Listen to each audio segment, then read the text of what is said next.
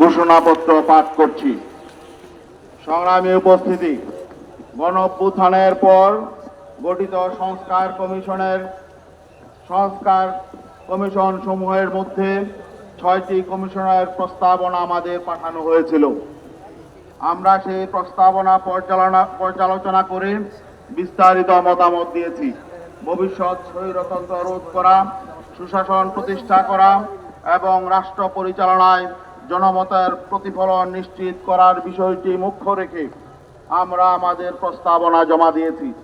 আমাদের প্রস্তাবনাগুলো সক্রিয় বিবেচনায় নেওয়ার জন্য আজকের মহাসমাবেশ থেকে আমরা আহ্বান জানাচ্ছি।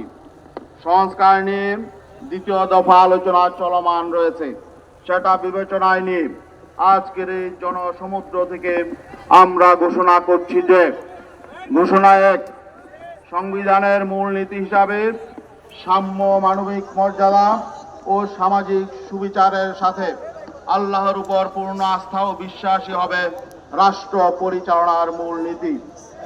এই বিষয়টি অবশ্যই